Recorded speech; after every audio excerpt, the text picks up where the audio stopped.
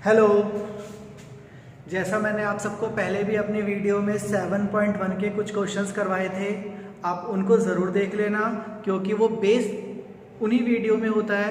वहाँ से प्रैक्टिस करने के बाद ही हम आगे बढ़ सकते हैं। और आज मैं आप सबको करवाने वाला हूँ 7.1 का क्वेश्चन 8th 10th क्लास में 7.1 का क्वेश्चन 8th। अब इस क्वेश्चन में क्या दिया हुआ है, ध्यान देना। Find the value of y, हमें y की वैल्यू निकालनी है। ये आगे y दिख रहा है। Find the value of y की वैल्यू कितनी होगी for which the distance between, इन दोनों पॉइंट्स में जो डिस्टेंस है वो 10 है। डिस्टेंस 10 है, किन पॉइंट्स का, इन पॉइंट्स का। इन्हें हमें पॉइंट्स तो गिवन है, तो इसके सॉल्यूशन में हम सबसे पहले पॉइंट्स p और q नेमिंग दे रखी है, p q। तो p के ब्रैकेट्स क्या है 2 और -3, ये p के कोऑर्डिनेट्स हो गए। और q के कोऑर्डिनेट्स क्या हो गए 10 और y, ये तो हो गए कोऑर्डिनेट्स। और हमें पता है distance of p q, distance of P Q, जो डिस्टेंस है वो कितना दिया हुआ है, ऑलरेडी हमें दिया हुआ है 10 यूनिट। यानी हमें डिस्टेंस गिवन है, हमें डिस्टेंस नहीं निकालना जैसा हम अपने पहले क्वेश्चनों में निकाले थे डिस्टेंस, लेकिन इसमें हमें निकालना है बीच में कोऑर्डिनेट्स का एक नंबर मिस है जिसको इन्होंने अल्फाबेट y दे दिया है। अब इसको हम कैसे सॉल्व करेंगे, डिस्टेंस ऑफ पी क्यू हमें पता है, तो डिस्टेंस ऑफ पी क्यू के नीचे हम डिस्टेंस का फॉर्मूला लिखेंगे। क्या होता है डिस्टेंस ऑफ फॉर्मूला, वो आपने पहले भी सीखा था, दोबारा रिवाइज करो। डिस्टेंस का फॉर्मूला होता है x2 - x1 square y2 - y1 square, 10 का 10 ऐसे ही। ये हो गया फॉर्मूला। अब इसमें समझना है जो कोऑर्डिनेट्स दिए होते हैं ये x होता है, y होता है, हमेशा पहले वाला x और दूसरा वाला y। तो x के अकॉर्डिंग ये x1, ये x2, ये y1, ये y2। तो इस फॉर्मूले में हमने वैल्यू लगाई, तो x2 कितना है तो 10 और x1 2, y2 y minus y3 भी माइनस है तो वो प्लस हो जाएगा। ये भी आपने सीख लिया, 2 माइनस के साथ आता है तो प्लस 10 ये रहा।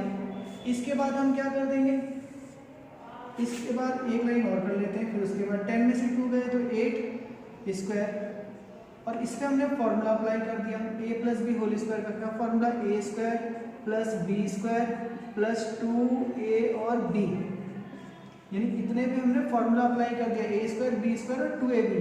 और ये रूट अभी हमारा ऐसे का ऐसे ही और 10 ऐसे का ऐसे ही। ये 10 में से 2 गए तो ओनली 8 रह गया, 8 स्क्वायर प्लस ऐसे ही ये फॉर्मूला अप्लाई हो गया, a स्क्वायर बी स्क्वायर और 2ab, क्योंकि a plus B whole square का ये कोई नंबर नहीं है जो प्लस हो पाएंगे। अब इसके बाद हम करेंगे squaring of both side. Squaring of both side का मतलब है ये, अगर हम इसका स्क्वायर करेंगे तो इसका रूट कट जाएगा, और इसका स्क्वायर करेंगे तो 10 हो जाएगा, यानी इसका सिर्फ रूट कैंसिल करो बाकी सॉल्व।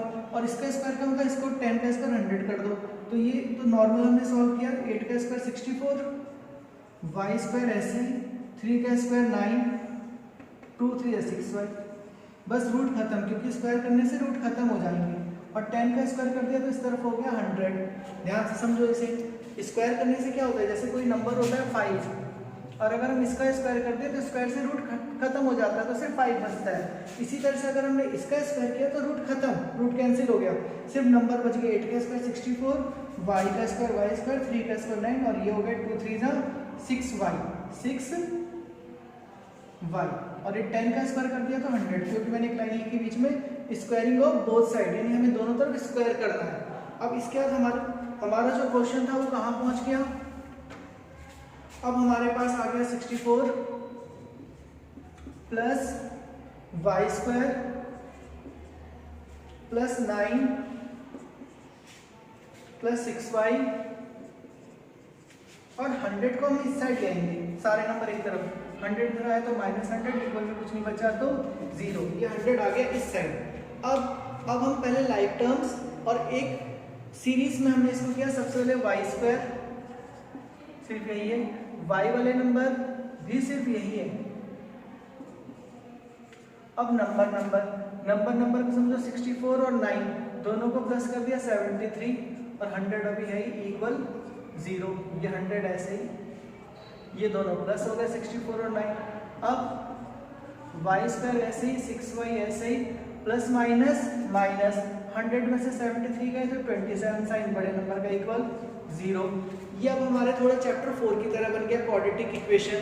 क्वाड्रेटिक इक्वेशन बनने का तो हम क्या करेंगे, इसके फैक्टराइजेशन मेथड से फैक्टर में अब हमें क्या करना है, मल्टीप्लाई करने पे 27, जो आप फैक्टराइजेशन करना मेरे पीछे की वीडियो से भी देख सकते हो, मल्टीप्लाई करने पे 27 और माइनस करने पर 6, तो 9 और 3 ये दो नंबर ऐसे होते हैं क्योंकि 9 3 जब 27 हो जाएगा और माइनस करेंगे तो 6, तो इसकी जगह पे लिखा 9 माइनस 3 वाई, ऐसे ही हमने 6 के टुकड़े कर दिए, फैक्टर कर दिए इक्वल 0, बाकी सब ऐसे ही।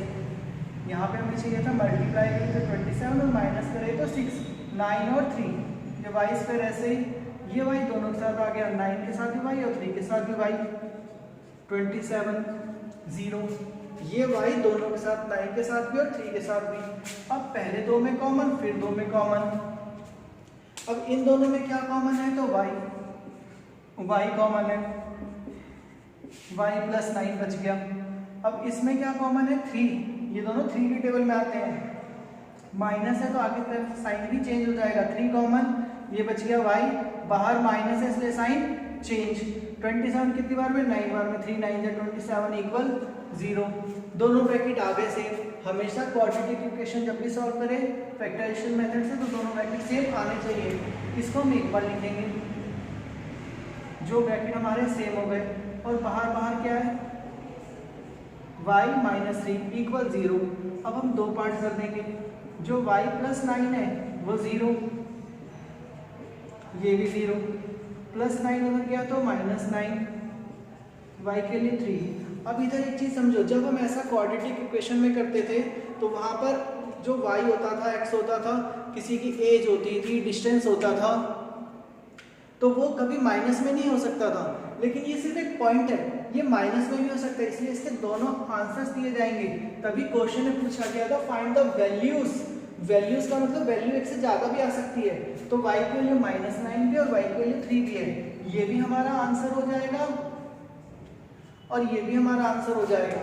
फिर से समझ लो क्वेश्चन को, दो ब्रैकेट दिए थे, बताया गया था इनका डिस्टेंस 10 है, तो y की वैल्यू क्या होगी, हमने डिस्टेंस का फॉर्मूला लगाया 10, ऐसे वैल्यू लगाई x1 x2 y1 y2 के अकॉर्डिंग, इधर सॉल्व कर दिया हमने, a square b square 2ab से, स्क्वायरिंग करने से रूट खत्म हो गया, स्क्वायर करके 100 हो गया, सारे नंबर हमने एक तरफ किए, ये क्वाड्रेटिक इक्वेशन बन गया।